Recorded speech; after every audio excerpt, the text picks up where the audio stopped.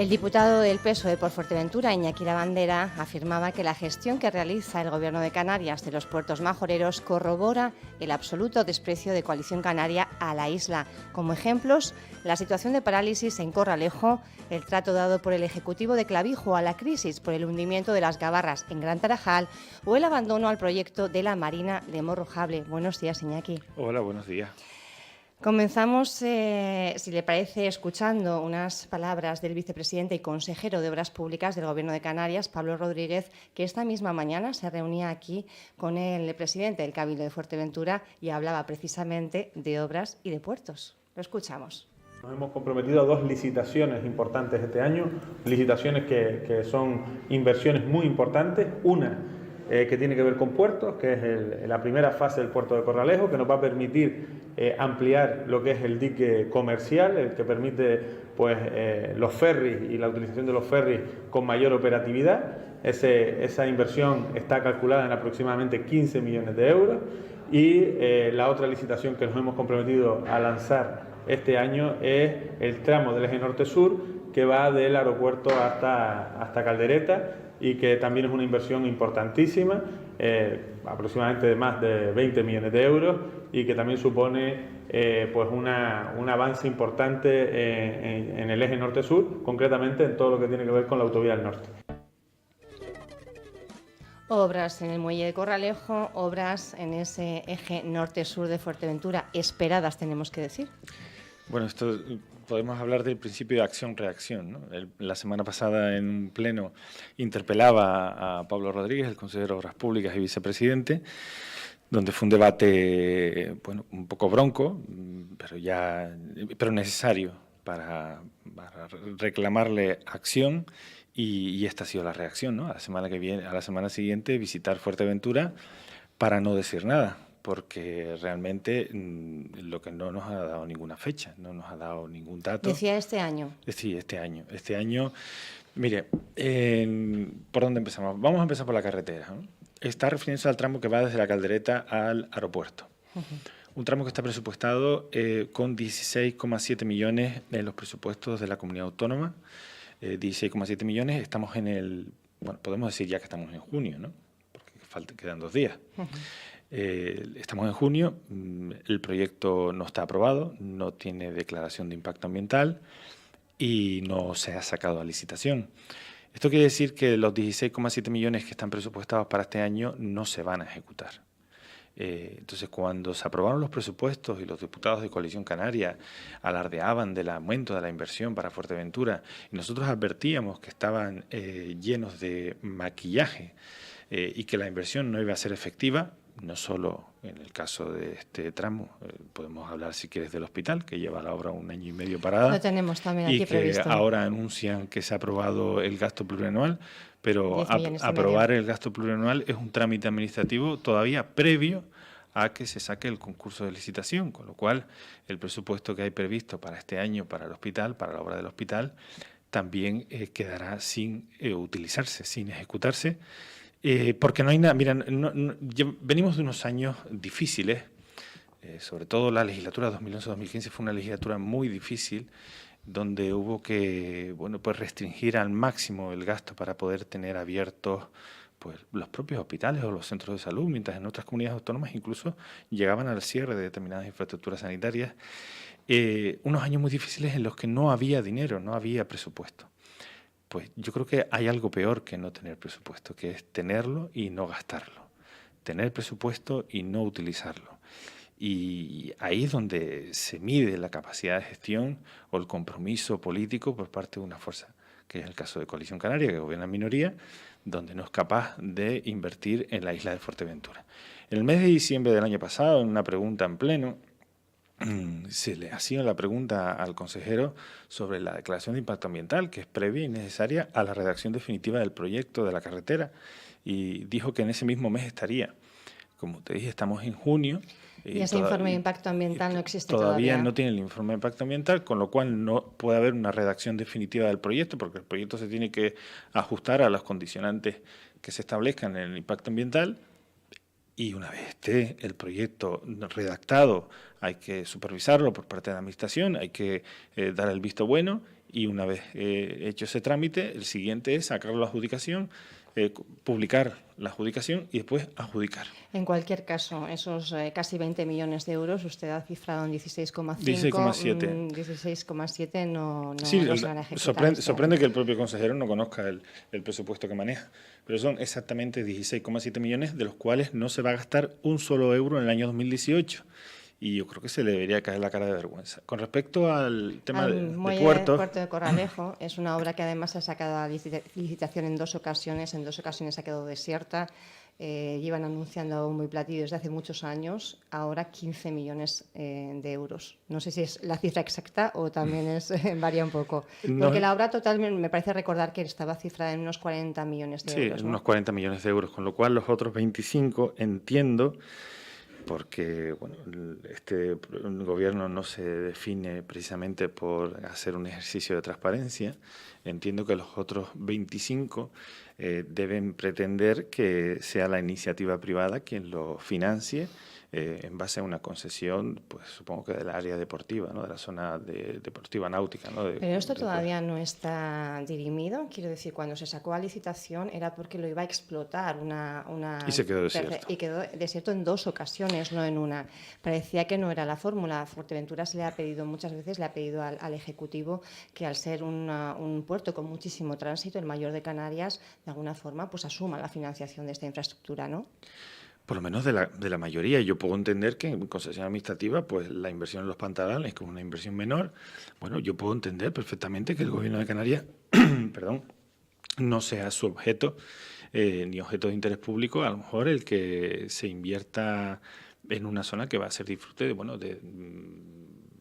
de náutica deportiva y bueno, que el principal objeto de este puerto sea la conexión con Lanzarote, la conectividad de Fuerteventura a Lanzarote, el eje oriental y todas las consecuencias que tiene para dinamizar económica y socialmente las 2 islas.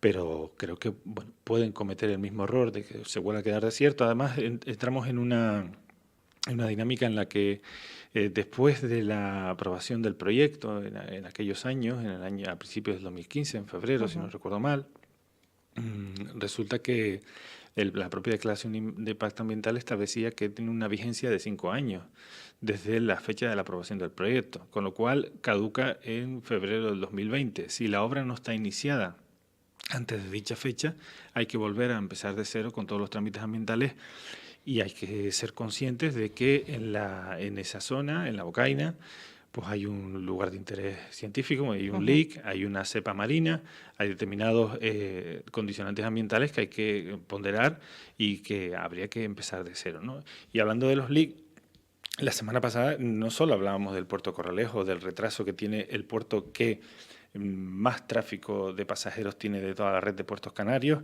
y el segundo en vehículos y que ha sido olvidado. Mire, hablábamos de Gran Tarajal, la nefasta gestión donde se autoriza, la autorización era por más de un año del atraque de esos buques. La probabilidad de que haya un temporal del sur en Fuerteventura en un año es del 100%. O sea, un desprecio absoluto a lo que podía ocurrir. A su juicio, ¿qué se podría haber hecho para evitar o por lo menos minimizar los daños ocasionados por el paso de la borrasca Emma? No se tenía que haber autorizado el atraque de esos buques directamente. Ese es el elemento principal. El por qué se adopta una decisión que no aporta nada a la red de puertos canarios desde el punto de vista económico y que, por otro lado, pone en riesgo, y no solo eso, sino que además hipoteca el uso de ese dique. La política de gestión en general de Puertos Canarios debe ser acorde a las instalaciones. Además, no habían ni siquiera redactado, y a fecha de hoy no nos consta que se haya hecho, el plan interior marítimo, que es el que establece... La Fiscalía está investigando, de hecho, ¿no?, la falta de ese plan. Es que mintieron, porque en sede parlamentaria llegaron a decir que sí lo tenían. Y ya no sabemos qué hacer, porque es una frustración continua, porque te mienten a la cara y se quedan tan anchos cuando es un documento que en el que se redacta, bueno, pues en caso de una contingencia de este tipo, con qué medios recursos, con qué recursos cuentas, perdón, cómo actuar, y lo tenían presupuestado en el 2007, tanto la redacción como empezar a comprar equipos ante posibles riesgos de vertidos. En 2007. 2017. No lo hicieron, y no solo eso, sino que además autorizaron el atraque de estas embarcaciones para todo el año 2018, desde diciembre del 2017 hasta diciembre del 2018.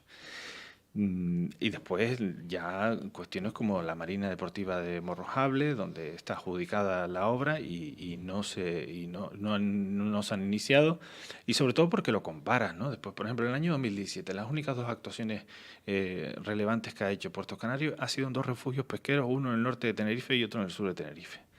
Cuando ves ya grandes inversiones en materia de puertos, observas cómo se han destinado 100 millones de euros que se han gastado ya en el puerto de Tazacorte y no hay ni una sola naviera que haya solicitado trabajar con ese puerto. Y no solo eso, se quedan tan contentos que el mes pasado incluso anuncian que van a invertir 100 ampliar 100 metros más la línea de atraque, cuando los últimos 30 metros costaron 49 millones de euros. Pero es que en Garachico se gastaron 40 millones de euros y tampoco ha habido ningún barco interesado. Ustedes en el Parlamento realmente pueden ver mejor, calcular mejor las diferencias que hay, los desequilibrios que hay entre las islas orientales, occidentales. Sí, pero no es una cuestión de desequilibrio ni de insularismo, sino es una cuestión de hacer una evaluación económica y social antes de realizar una inversión, y no en base al clientelismo y la ocurrencia de algún político de Coalición Canaria de turno que por un puñado de votos es capaz de comprometer una inversión de 40, 50 o 100 millones de euros cuando sabe perfectamente que no hay ninguna justificación que la pueda sostener. Y sin embargo, hay infraestructuras que están totalmente saturadas, como es el puerto de Corralejo, que no tienen ningún tipo de inversión. ¿Por qué? Bueno, pues porque no sabemos por qué.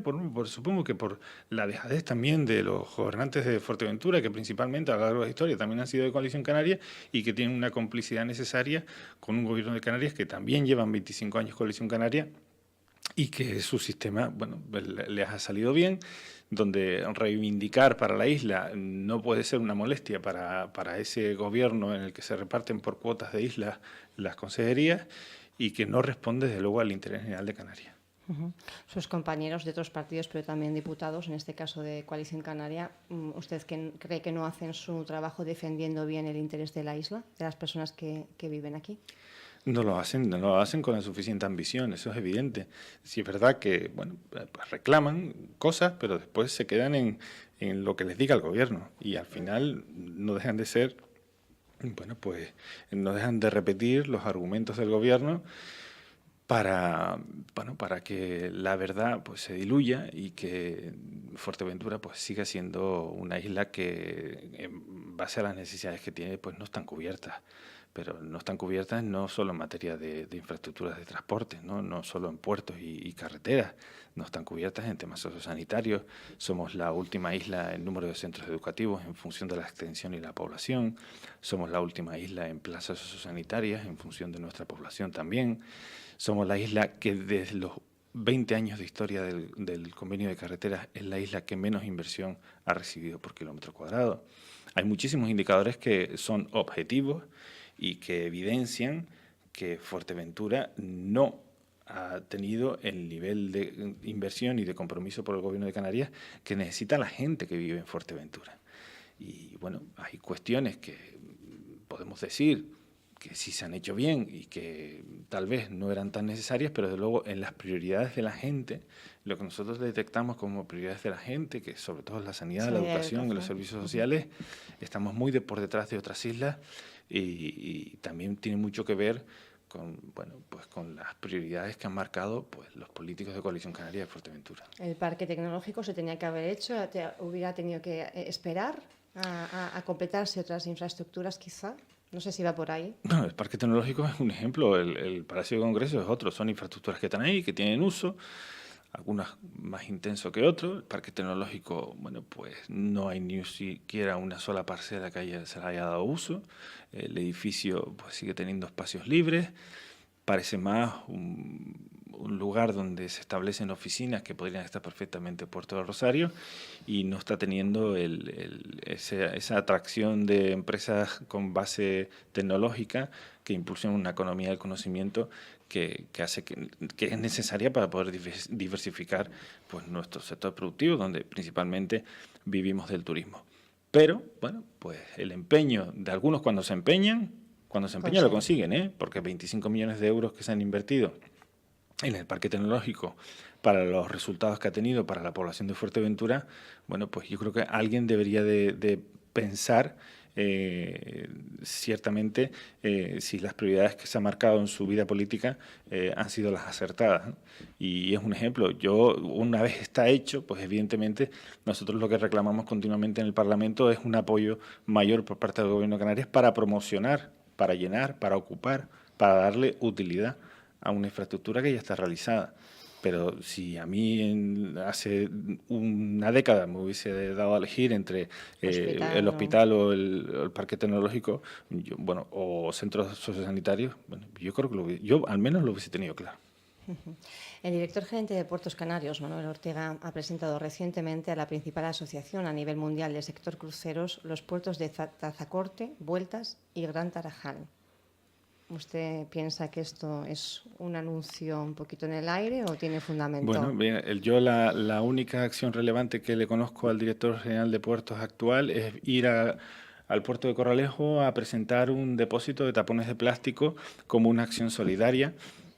Un depósito realizado por un artista de Tenerife, como no puede ser de otra manera, que es de donde viene ese señor, que durante 10 años ha sido director insular de movilidad del Cabildo de Tenerife, la isla con más atascos, por cierto, con más problemas de movilidad de toda Canarias. Espero que la gestión que hizo en el Cabildo de Tenerife o en Tenerife no la traslade al ámbito de Puertos Canarios, queda solo un año de legislatura, vamos a ver si hay suerte y no le da tiempo a realizar más acciones estrella como la que hizo en Gran Tarajal, que fue estrellar los barcos contra el muelle. Y hablando de cruceros, evidentemente la política de uso del puerto de Gran Tarajal debe ser pesquera, debe ser náutica deportiva y debe ser también de cruceros. Pero que nadie se engañe, va a ser difícil, primero por el estado en el que se encuentra actual y segundo porque hace falta unas obras de abrigo sobre las que no he oído ninguna referencia al consejero de cuándo se van a hacer esas obras de abrigo para los tiempos sures. Y lo que más también me ha llamado la atención de las declaraciones que vimos antes es que cuando habla del puerto de Corralejo habla de mejorar la operatividad de los ferries existentes. En ningún momento hemos oído hablar de la posibilidad de que también determinados cruceros, aunque sea de tamaño medio, puedan hacer escala en el puerto de Corralejo, que también sería interesante, ¿no? El turismo de cruceros cada vez está más presente a nivel global y hay que aspirar a que haya un circuito de cruceros de tamaño medio por Canarias y el puerto de Corralejo perfectamente podría aspirar también a ser un punto de atraque, igual que el de Gran Tarajal. Lo que pasa es que se están planificando de forma que creo que no va a haber calado, ¿no? Está hablando de una mera ampliación que no va a suponer un calado suficiente como para que sea realidad ese atraque. Morrojable, proyecto. En Morrojable está la marina deportiva, aparte de otras pequeñas inversiones que se han ido haciendo. La marina deportiva es la que queda así pendiente más relevante para que se tenía que haber hecho en el año 2017 y que ya está adjudicada hace meses, pero que no sabemos por qué y no ha sido capaz de darnos respuesta el consejero el por qué no se han iniciado las obras. Nosotros para el próximo pleno llamamos una moción donde no solo vamos a hablar de Gran Tarajal, vamos a hablar en general de los puertos de Canarias, de los criterios de inversión y vamos a hablar especialmente de Fuerteventura, porque es una moción que llevo yo personalmente, donde voy a hablar de eso, de las inversiones necesarias en Gran Tarajal, en Morrojable, en Corralejo, algunas mejoras que hace falta en determinados refugios pesqueros, como es el caso del Cotillo, y también la planificación futura, que es que el Gobierno se haga eco de los acuerdos que por unanimidad se tomaron en la legislatura pasada, que es desde el punto de vista medioambiental para no frenar el futuro desarrollo de los puertos de Fuerteventura, que ante la Unión Europea pues haga un estudio científico serio sobre cuáles son las limitaciones y las posibles ampliaciones de las ventanas libres de protección a las zonas LIC, que es un aspecto que queda pendiente. Pacto por la sanidad en Fuerteventura. Hace poco veíamos en el Cabildo que todos aprobaban, todas las formaciones políticas, por unanimidad. ¿Va a servir para algo? Por lo menos está sirviendo para tomar conciencia, ¿no? Ha sido los movimientos ciudadanos los que han hecho que... Han tirado de las orejas un poco, sí, ¿no?, a la clase política. Y eso me alegra, ¿no?, que al menos haya esa conciencia. Hay muchos aspectos que quedan pendientes, no solo en materia sanitaria, sino en materia sociosanitaria, que están cada vez más vinculados porque vamos hacia un mundo en el que cada vez tenemos mayor edad, vivimos más, las enfermedades crónicas cada vez están más presentes. De hecho, la demanda del hospital geriátrico no es ninguna locura, todo lo contrario, es una necesidad en el medio largo plazo imperiosa, y si no se empieza a planificar ya, pues estaremos como siempre, nos vendrán con la excusa de que no, que Fuerteventura ha crecido muy rápido, ¿no?, como es el caso de la saturación que tienen determinados centros de salud en zonas turísticas, como es el caso del Centro de Salud de Corralejo, que lleva presupuestada la ampliación desde el año 2017, al igual que la ampliación del Centro de Salud Gran Tarajal lleva presupuestada el 2017, y es que no me canso de poder repetir todas las inversiones que están presupuestadas desde hace años y que no. Una buena noticia, no sé si es por ese acción-reacción que usted decía, Pacto por la Sanidad en el Cabildo, y el Gobierno autorizaba ayer mismo la contratación de las obras de ampliación del hospital con un presupuesto de 10,5 millones de euros. Sí, pero es una buena y tardía noticia, porque el año 2017 no se gastaron un duro del presupuesto que había previsto para el hospital, para la ampliación del hospital. En el año 2018, y le sobraron 2,5 millones de euros en el año 2017. En el año 2018, que también hay otros 2,5 millones de euros, este es un paso administrativo previo a sacar a concurso a la obra, con lo cual, bueno, la previsión, ¿cuál puede ser? Sacar a concurso en junio, julio, vamos a poner que en agosto, me extraña que saquen a licitación una obra tan importante, a lo mejor nos podemos ir a septiembre, hasta que se adjudica, que se revisan todas las ofertas, podemos poner un plazo de 2 meses hasta que se firme el contrato, entonces estamos hablando de noviembre, diciembre, la firma del contrato, con lo cual 2018 otros 2,5 millones de euros perdidos. Es una buena noticia, pero es una noticia muy tardía. Y si bien es cierto que hay que estudiar además con detenimiento, porque la nota de prensa que saca el gobierno habla de solo un edificio, cuando son 2 los que quedan pendientes para culminar el proyecto de ampliación que se previó a principios del año 2000. ¿Realmente es la falta de infraestructuras, la falta de inversión, el grave problema que sufre la sanidad en Canarias, o tiene que ver también con la gestión? Son múltiples problemas. Además, de forma profesional también está vinculado a la sanidad. Principalmente es una falta de recursos. No tanto de infraestructuras, que también, pero es una falta de recursos. Son muchos años sin, como dije antes, en los que no hubo presupuesto suficiente. Canarias, por su propia configuración, al ser un territorio fragmentado, supone que la sanidad sea, entre comillas, más cara que en otros lugares. Por ejemplo, no se sostiene en ningún lugar de la península que puedas tener un hospital para 8.000 personas, ¿no?, como es el caso del Hierro, pero lo tienes que tener. Lo tienes que tener. Eso es un ejemplo de que en Canarias la sanidad es más cara que el resto de España. Y eso es una cuestión que además debe poner sobre la mesa a la hora de actualizar el sistema de financiación autonómico, que sigue atascado después de 4 años que tenía que haber estado en vigor y que el Partido Popular en el gobierno, que espero que le quede poco, no ha sido capaz de sacar adelante. Entonces, la inversión, cuando coges los datos de gasto sanitario público en España, Canarias está en la media. Fuerteventura está por debajo de la media de Canarias. Fuerteventura es la última isla en recibir gasto público sanitario por tarjeta sanitaria, que es como se mide, ¿no? Y además hay que tener en cuenta que en Fuerteventura no solo están las personas con tarjeta sanitaria, que son las que viven aquí, sino todas las personas que nos visitan, que son muchísimos turistas y que hacen uso de una manera u otra de los recursos sanitarios, principalmente los servicios de urgencia. Entonces, sobre todo es un tema, no es tanto de gestión, que evidentemente siempre hay cuestiones que mejorar, pero sí es un problema grave de financiación y de cultura de muchos años por parte principalmente de Coalición Canaria, pero también del Partido Popular, de apostar para solventar los problemas de la sanidad pública por derivar a la sanidad privada, lo cual ha sido una descapitalización de la sanidad pública y una falta de inversión en, por ejemplo, en inversión tecnológica.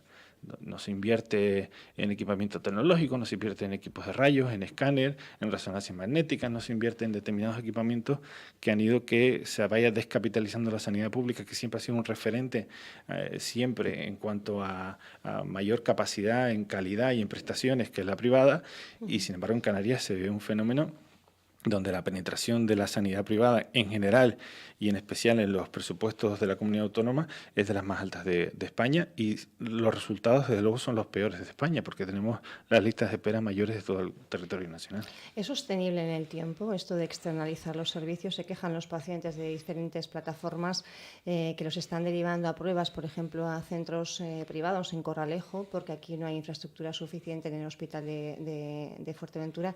¿Eso es sostenible en el tiempo? ¿Sería más fácil invertir en sanidad pública que estar pagando facturas constantemente sin fin, además, ¿no? Es evidente que lo prioritario sería tenerlo en la pública, porque saldría más barato. Incluso sostenible económicamente es mejor para el sistema tenerlo dentro. En algunas ocasiones puede que no, pero muy puntuales. Te pongo un ejemplo, ¿no? La resonancia magnética. La resonancia magnética, que empezamos en un debate, recuerdo en el Parlamento en el 2014 exigiendo su instalación. Las cosas van despacio, pero algunas se cumplen, algunas se consiguen. Se instaló, dejamos el presupuesto para poder instalarla antes de salir del gobierno. Se instaló en el año 2017, todavía no está funcionando. Creo que habían empezado a hacer pruebas, pero no sé si está funcionando realmente. Pero lo que es al servicio no nos consta que esté funcionando, si no le puedo asegurar que hubiesen mandado una nota de prensa. Pero bueno, vamos a cruzar los dedos para que esté en funcionamiento lo antes posible. Cada mes que pasa se deriva en términos de euros 70.000 euros a la privada en resonancia magnética. En el año 2017 se gastó en resonancia magnética en la privada 770.000 euros. El equipo cuesta 900.000. O sea, estamos hablando de que prácticamente en un año se gastó en la privada lo que cuesta un equipo que se amortiza en varios años. O sea, si realmente no hace falta ser economista para darse cuenta que es mucho más rentable para el sistema tenerlo dentro, donde además te da la posibilidad de aumentar las plantillas, donde esas plantillas pueden hacer, igual que una resonancia, una placa de rayos, donde con plantillas y todo te sale muchísimo más barato que derivar a la privada, y donde además tienes una mayor accesibilidad a la prueba, porque un paciente que está, por ejemplo, encamado, que está ingresado, está en una habitación, no tienes que subir a una ambulancia para llevarlo a un centro privado para hacer una resonancia magnética, por ponerte un ejemplo. O el resultado de la resonancia magnética automáticamente ya esté integrado en la historia clínica electrónica del sistema público y no te encuentres pues, a ese paciente que tanto se queja de que tiene que ir con un CD bajo el brazo con las pruebas para que se lo vean en el hospital. Si esto es tan evidente, ¿por qué se continúa externalizando? Bueno, hay muchos intereses. Hay muchos intereses. De hecho, eso es uno de los motivos por los que Coalición Canaria decidió romper el pacto con el Partido Socialista en el Gobierno de Canarias, cuando se empezaron a reducir las aportaciones del sistema público al sistema privado. Y esos intereses son muy fuertes y muy potentes en Canarias.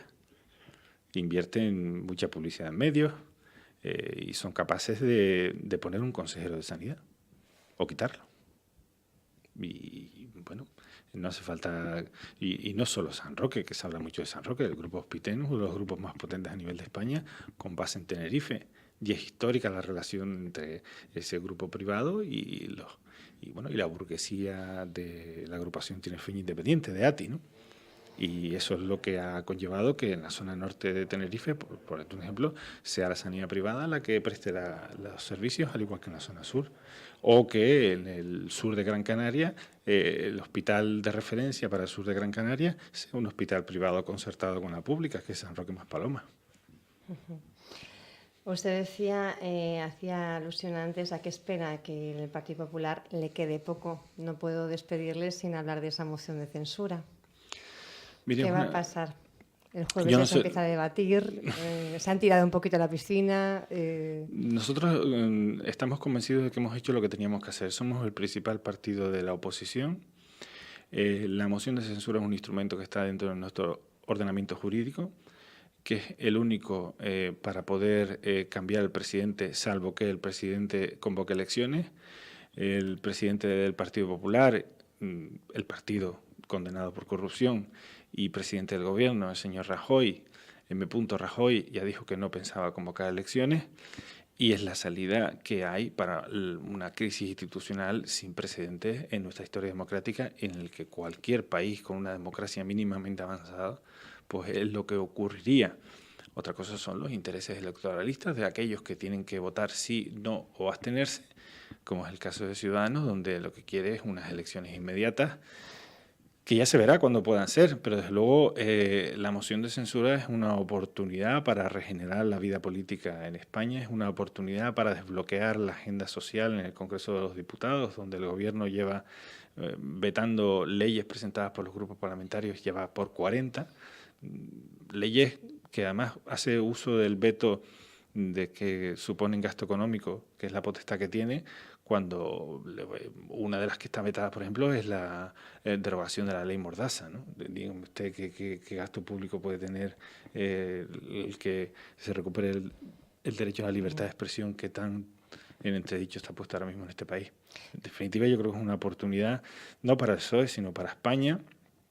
Y, por supuesto, habrá elecciones a corto plazo, pero una vez que se recupere la normalidad democrática en este país. Iñaki Lavandera, diputado del Partido Socialista por Fuerteventura, muchas gracias por haber estado con nosotros y de compartir temas tan importantes, ¿no?, para esta sociedad. Muchas gracias a ustedes, un placer.